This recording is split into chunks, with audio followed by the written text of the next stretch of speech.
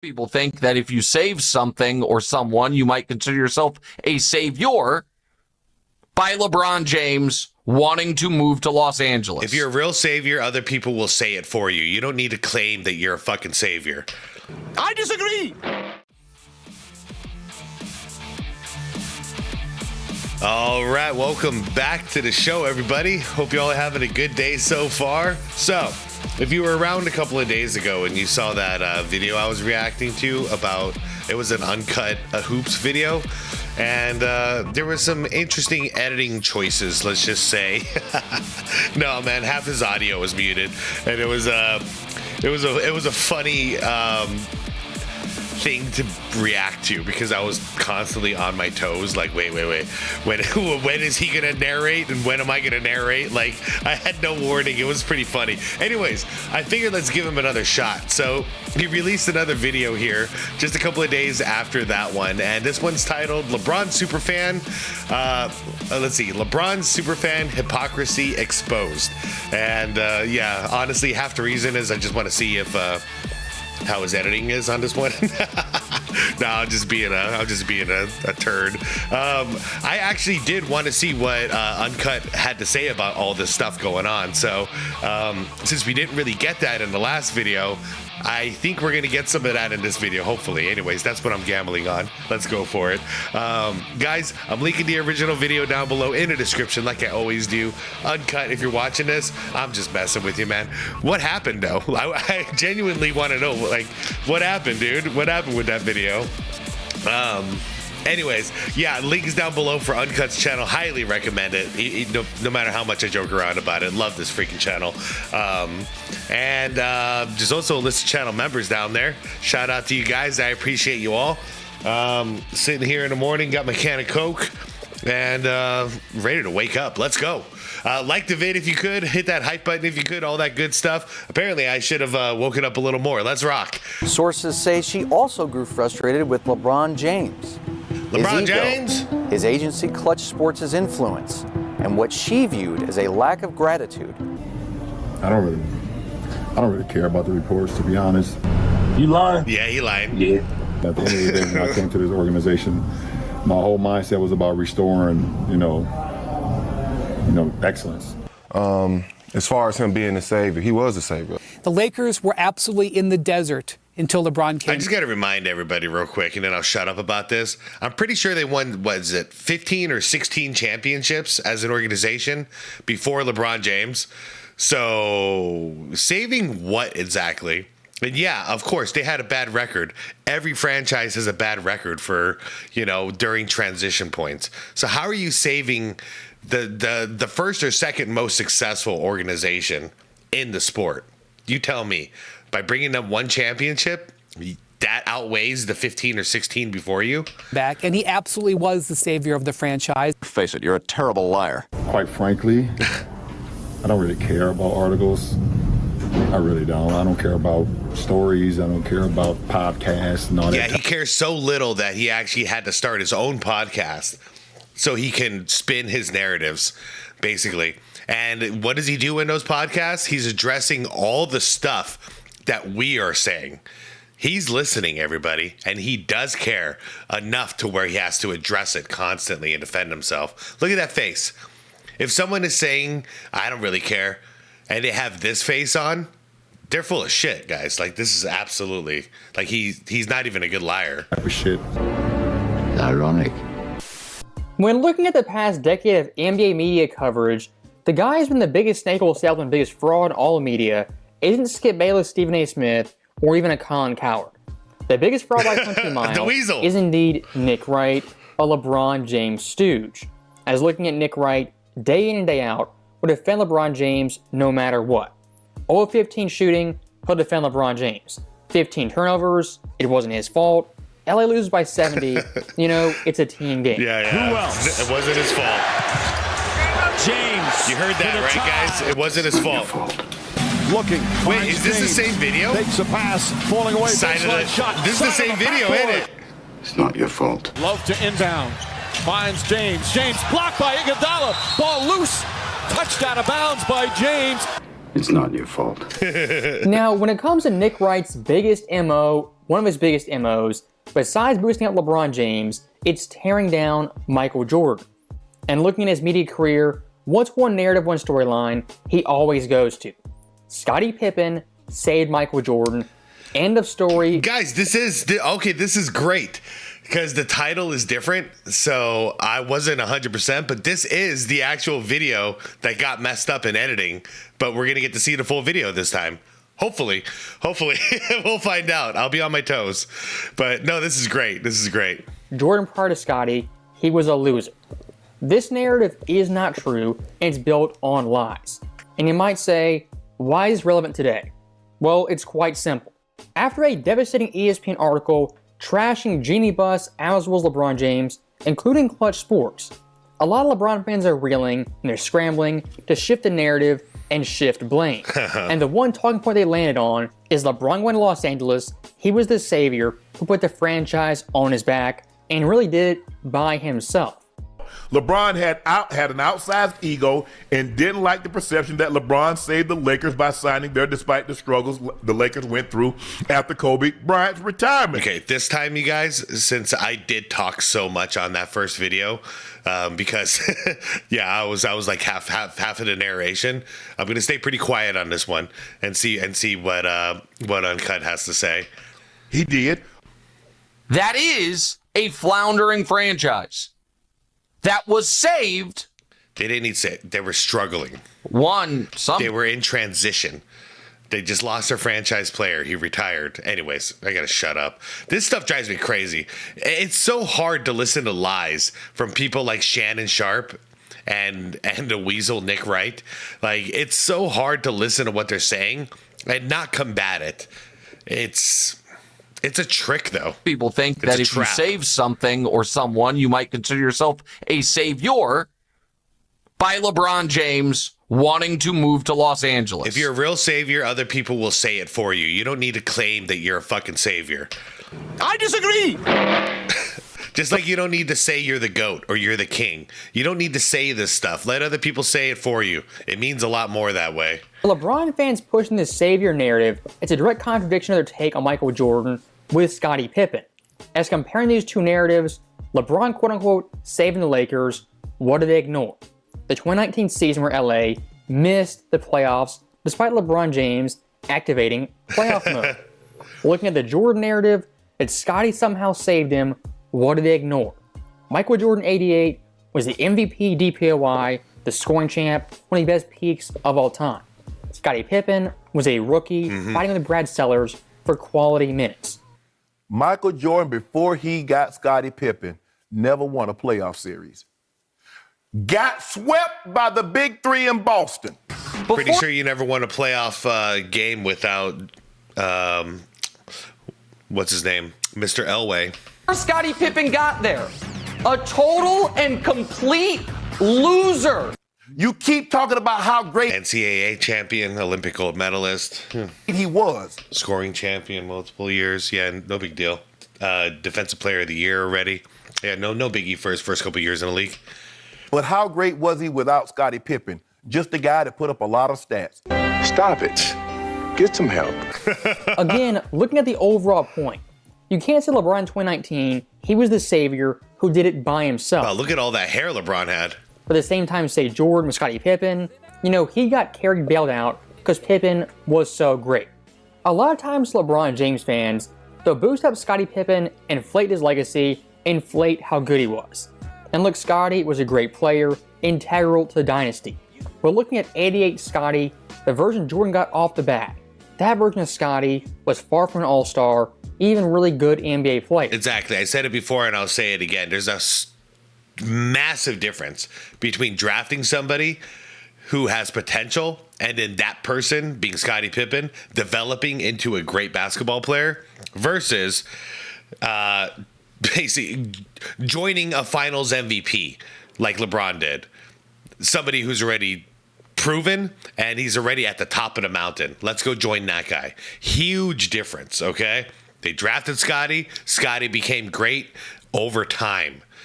LeBron went straight to the top of the mountain on a freaking helicopter. If you want to talk who saved who, look at the 88 first round, Cleveland versus Chicago. Michael Jordan that series averaged 45.2 points per game. Out of his career, the highest average ever in a single series in NBA history, the highest mark all time. Scottie Pippen, 10 points, a solid player. But looking at the Bulls' depth, their next 5 leading scorers combined didn't equal Jordan. Again, going full circle, people like Nick Wright, Shannon Sharp, they'll say Pippen in '88 saved Jordan and bailed him out from being a loser. But looking at LeBron's side of things, what did they conveniently ignore in 2019? LeBron prior to Davis missing the postseason. Again, LeBron fans are never consistent, and their arguments are flimsy at best. And looking at 2020 Anthony Davis, the actual savior of LA, this kind of postseason was unreal. The best defender in basketball. I know, you guys, let's cut through it. You want to talk about help?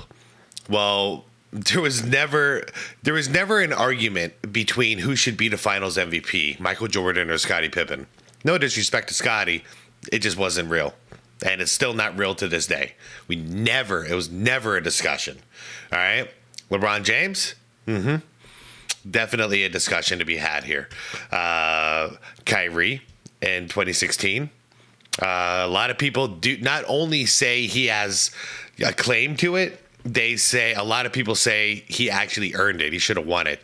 And I'll tell you, from 2020, Anthony Davis, I think he 100% earned that Finals MVP. I really do.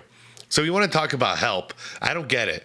Because you want to say Scottie Pippen saved Michael Jordan. How many people did LeBron need to save him out of the water? How many? Because we're still stacking them. We got Dwayne Wade. He had Shaquille O'Neal. He had Ben Wallace, and then he had Chris Bosh. Then he had Kevin Love, Ray Allen, Kyrie Irving. Like, what the hell are we talking about here? Then Anthony Davis, Russell Westbrook, Carmelo Anthony was on that team. I'm probably missing people. Now he's got Austin Reeves, who's a all-star starter, if I'm not mistaken, along with Luka Doncic, who is another all-star starter. What are we talking about here? And basically, Scottie Pippen outweighs all of that help, according to them. This is why it's so ridiculous to have these conversations. One Scottie Pippen outweighs all of those players I just listed in their crazy minds. Because in their crazy minds, all those guys were trash. Unbelievable. And compared to LeBron James, these two offensively were neck and neck. I like that point. AD, top 5 player in the league. We're seeing him play at a high level to prove he's a top 5 player in the league. If he switched on to somebody, you just face guarded your guy and get ready to box out because, we're not helping him. Right. Don't need to help him. If you try to take it to the rim, he's going to block it. Again, Butler turns the corner. The ability to recover. To get active, be aggressive, and get some other guys involved. Lillard. And that was partially blocked by Davis. And look at him run on the floor. Anthony Davis. Oh, my goodness. When he's this healthy. is beautiful. Oh, meet you at the summit. Guy's freaking amazing when he's healthy. My friend. My goodness. What a shot. 6 block shot. He should have won DPOY that year. I think they gave it to Giannis. And he gave him MVP too. But, literally that was our defense. We just be super aggressive, and then when AD got on somebody, it's just let him guard him. Again, looking at LeBron. Well, and it's ironic that now everyone is complaining the Lakers' defense sucks. Well, yeah. Maybe you should have given him more credit while he was around. He was literally, like his own teammates saying it, he was the defensive anchor. Fan base. And he did his, what a pass. What a great pass. Maybe try looking at the player instead of doing these fancy no-look passes. It's same for you, bro. Never consistent. They pick and choose, who's the savior, who isn't, which context is important, which shouldn't be really mentioned. And speaking of not getting mentioned, look at 2020 Anthony Davis versus Scottie Pippen in 1988. These two guys as players were light years apart. Once again, looking at Davis, who gets no mention as a savior, this guy in 2020 was a legit superstar MVP candidate. Yeah, really. I mean, okay, if we were LeBron fans, then we would spin this whole thing exactly the same way they're spinning the Scottie Pippen thing. So we wouldn't say AD saved the Lakers. No, screw the Lakers. It's all about LeBron. AD saved LeBron's time with the Lakers, because if not, LeBron was going to be an absolute failure in LA. And honestly, he kind of still is. But, he did win that one championship, right? Well, that wasn't happening without AD. They missed the playoffs before they got AD. So isn't AD the guy? Forget Scottie Pippen. AD's the GOAT. Scottie Pippen 88, you know who saved Michael Jordan? He was a role player. He's a rookie here. We had an interview by you today. He get treatment like this. When tweet next year. AD's the GOAT, guys. Right? Don't forget. All right. Yeah. Okay. Now, one last thing I do want to address when it comes to the savior narrative. The Lakers in 2017 and 2018 were putting a great young core with tons of assets.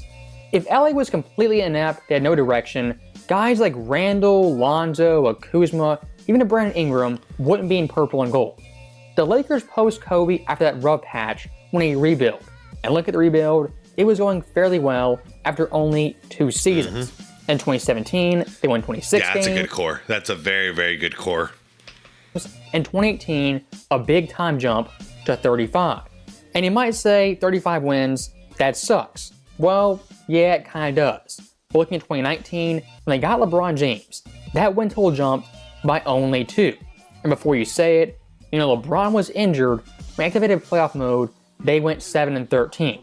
Once again, proving the overall savior narrative, at the very least, is overrated. My level of intensity has to be, now, unfortunately for me, because I don't like to do it at such an early time, I'm a little bit different. But it's been activated. How about play hard all season?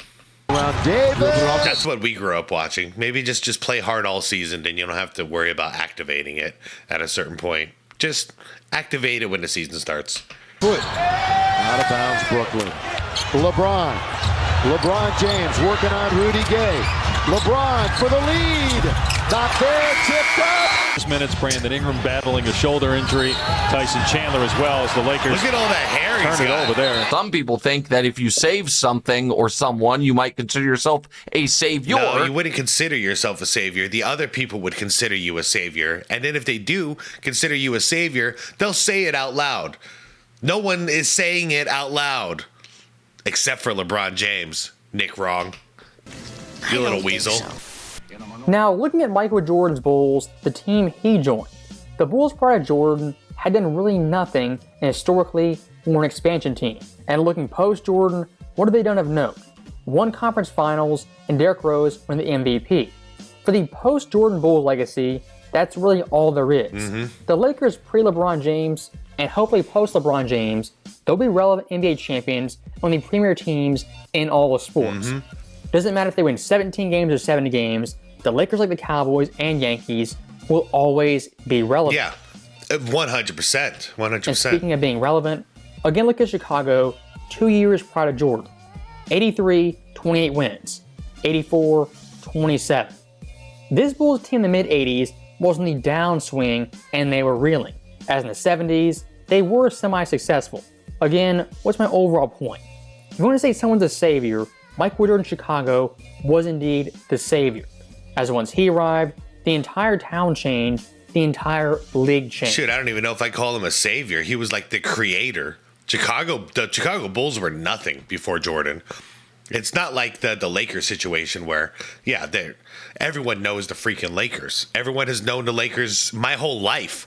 So for 40 years, the Lakers are that team, and I hate them because of it. It's just how it goes, just like I hate the Cowboys. The Bulls were nothing, okay? Nothing before Jordan, and unfortunately, other than Derrick Rose, like we said, they've been nothing since Jordan. Like he was the only glimmer of hope was Derrick Rose. So, yeah, man, he is the end and the beginning. And the beginning is the end. Blah blah blah blah blah. That was Michael Jordan in Chicago. Different in LA. I mean, you know, just in my lifetime, we had Magic Johnson winning 5, you know, with Kareem. Then we had Kobe Bryant and Shaq, you know, winning 5 more. And now people want to act like LeBron James saved the Lakers because he won 1? In what, like 8 years? He won 1? Now, I'm not taking away that 1. That's cool. But you're going to act like a savior when the other big stars that came before you in LA both won 5 each, but you won 1 and you want more credit for your 1 than their 5? What is this? Looking at LeBron in LA, you can't say the same thing. The one thing that was this article, I believe, left out was that LeBron James was worth it. Was he? And that's what we have to, that's what we really, really have to embrace here. No. I don't think I will. No, I don't think I will. Yeah, I don't. So that right there is in the video, and I'll say one last thing. LeBron James in Los Angeles has played 8 straight seasons. Looking at LeBron in Cleveland as with Miami, the most consecutive years he played on a team was 7, his first stint in Cleveland. Down at Miami, only played 4 straight years, and back in Cleveland, again, only played 4. So looking at LeBron's time in Los Angeles, having won quote-unquote championship, has he restored that greatness, elevated the franchise, and made himself an all-time Laker? If you ask me, he hasn't. As looking at this 8-year tenure, there's more goofs and gaffes than actual great moments, great playoff moments. Yep. Think about that for a second. What iconic moment, iconic plays LeBron James have as a Laker in LA? If you can think of one, let me know below. As always, thank you guys for watching. Hope you enjoyed it. I'll see you next time. Great video. Good to actually see it proper this time. Yeah, I just all I can do is just walk away thinking, okay, critical thinking caps on. Everyone keeps saying the same thing over and over again right now, which is, well, they did win that one championship, right? They wouldn't have done that without LeBron. Well, in 8 years, guys, 8 years of rebuilding, and they already had a decent core. They were young players, so you're gonna have to give them 2 to 3 years to develop and become a solid team, right? But they had that already. And then you combine the fact, so these are like low paid, good solid core players that they had, and they were young, right? Beginning of their career. Then LeBron James comes in and all changes. But let's pretend like LeBron didn't come in, right? So now they got money for a star. Think about before LeBron James went to LA. For our entire lifetime, everybody wants to go to the Lakers. Why wouldn't you? If you're a winner in LA, you're the star of stars in the NBA. So they've never had trouble getting the next marquee star over to the Lakers. Well, until now, because really no one wants to team up with LeBron at this stage of his career. It's not like earlier in his career. But you want to tell me in 8 years there would be 0 marquee stars in this current market, this current landscape in the NBA, where people demand trades left and right, that they wouldn't have a true superstar in LA. And then accompanying him would be a great team full of role players. How is it possible? Of course it would have happened. It's been 8 years. So the whole point of what me saying is they didn't need to be saved. They were going to be okay. It took them a couple of years even with LeBron to win. It would have taken a couple of years without LeBron to win as well. But they would have been back on top. And the thing is you got that one championship, but the Lakers are they're in a shithole right now with LeBron. I think right now in 2026, the Lakers would be in a way better position if LeBron James never ever came there. The Luka Doncic thing might have happened still. Who knows? But anyways, I am out of here. I don't know. Stuff is stupid. I'm going to do something completely different tonight. No more LeBron. This guy's stupid. I got to go. Like the vid on the way out if you could. Hype the channel, all that good stuff. Hype the video. Subscribe to the channel if you want more content like this.